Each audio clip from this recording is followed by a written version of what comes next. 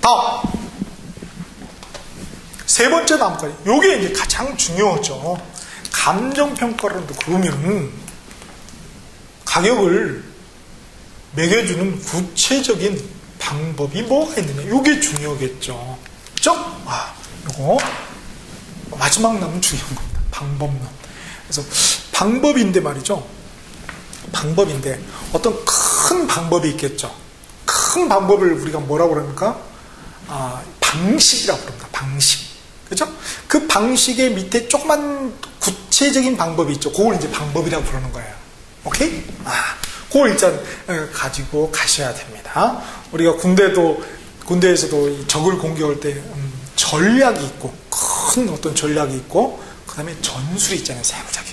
그죠? 그거하고 똑같은 거예요. 그래서 전략, 전술. 그러듯이 방식, 그죠?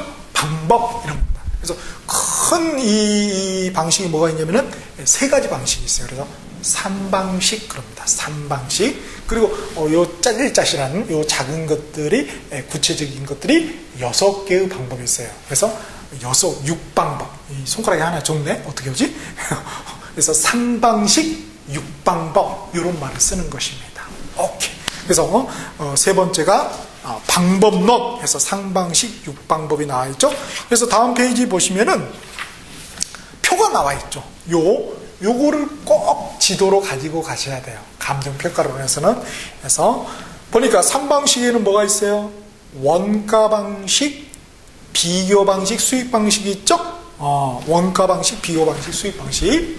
그래서 3방식 6방법이 있더라. 3방식 6방법. 자, 그래서 보니까 여기는 원가 방식. 이 건물 지을 때 원가가 얼마다, 뭐 시멘트 몇 포대, 그죠? 철근 얼마, 이렇게 해서, 그러니까 이거 얼마, 이렇게 할 수 있겠죠, 그쵸? 자동차 공장처럼. 그래서 원가의, 코스트에 근거해서 가격을 매겨주는 방식이죠. 원가 방식이죠. 그에 반해서, 여기 아파트가 말이죠, 30평형이야. 그러니까 옆집에 뭐, 보니까 얘가 뭐 10억이야. 그러니까 우리도 10억. 이렇게 할 수도 있겠죠, 그쵸? 비교해서, 그리고 근데 옆집 보니까 옆집은 남향이 아닌데 10억이야. 그러면 우리는 남향이야. 그럼 뭐야? 우리는 11억. 이렇게 비교해서 이렇게 할 수 있겠죠? 그런 게 뭐예요? 비교 방식이죠. 비교해서 가격을 매겨주는 방식. 비교 방식. 그 다음에 가게 같은 경우 말이죠. 수익이 중요하잖아요. 상가, 카페를, 커피. 이게 한 달에 매출이 얼마고 수익이 얼마야. 그죠? 수익이 얼마니까 계속 이거 장사한다면 계속 수익이 생기겠죠. 그죠? 그럼 그 수익을 다 합치면 결국 그게 그 카페의 상가의 가격이 될 수밖에 없겠죠. 그런 게 뭐예요? 수익에 근거한 방식을 우리가 수익 방식 이렇게 합니다. 그래서 세 가지 방식이 나왔다고 해서 우리가 3방식 이런 표현을 쓰는 것이죠. 그렇죠? 그러면 결국은 부동산의 가격이라는 것은 두 가지가 있죠. 하나는 뭐예요? 팔았을 때 가격이 있죠. 그렇죠? 팔았을 때 가격은 그냥 가격이라고 불러요. 감정평가론에서는. 그죠? 가격. 그 다음에 빌려줬을 때 가격이 있겠죠. 부동산은 빌려줄 수가 있잖아요. 그죠? 그때의 가격은 우리가 임료라고 부릅니다. 우리 보통 임대료 아니면 뭐 월세 이렇게 많이 표현하는데 임료라고 불러요. 임료. 그래서 여기 가격이 이제 두 가지가 나오게 되는 거죠. 하나는 말 그대로 가격이 나오고 또 하나는 임료가 나오죠. 그렇죠? 그런데 이런 방법에 의해서 6가지 이제 구체적인 방법들이 나오는데 이 방법에 의해서 구해준 것은 정확한 게 아니에요. 대충 시험 삼아서 계산해 준 거죠. 그래서 시험 삼아 계산했다. 그래서 이 앞에가 시산이라는 말이 붙어요. 시험 삼아 계산해 줬다.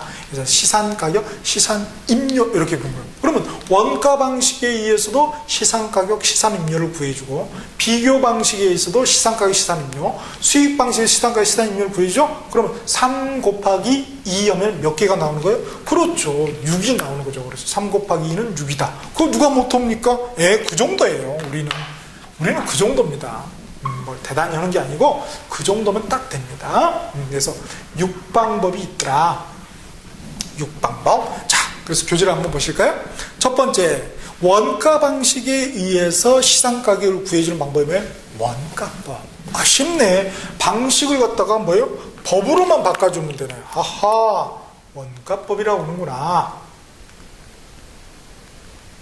그렇게 해서 구해진 시장 가격을 뭐라고 그래요? 적산 가격이라고 부르는 것 뿐이죠. 그 다음에 원가 방식, 시산임료를 구해주는 방식을 뭐라고 해요? 적산법이라고 하는구나. 적산법. 이렇게 보는 거죠. 그렇죠? 그 다음에 비교 방식에 의해서 시장 가격을 구해주는 방법을 뭐라고 그래요? 거래 사례 비교법 또는 매매 사례 비교법이라고 해요. 거래 사례 비교법. 법자만 붙이면 되죠. 방식이 법으로 바뀌는 밖에 없죠. 그 다음에 임료는 당연히 뭐 임대 사례가 있겠죠. 그러니까 임대 사례 비교법이라고 부르는 거죠. 그렇죠? 그랬을 때 요 가격을 갖다가 각각 비준 가격 또 비준 임료 비교해서 준해서 이렇게 평가를 했다는 거죠. 그래서 비준 가격, 비준 임료 이렇게 부르고요. 그 다음에 수익 방식에 의해서 시장 가격을 평가해주는 방법이 뭐예요? 수익 환원법. 수익 환원법. 수익을 갖다가 환원시켜줬다. 뭘로? 부동산 가격으로 환원을 시켜줬다는 거죠. 그 다음에 수익 임료를 구하는 수익 분석법. 이렇게 그죠?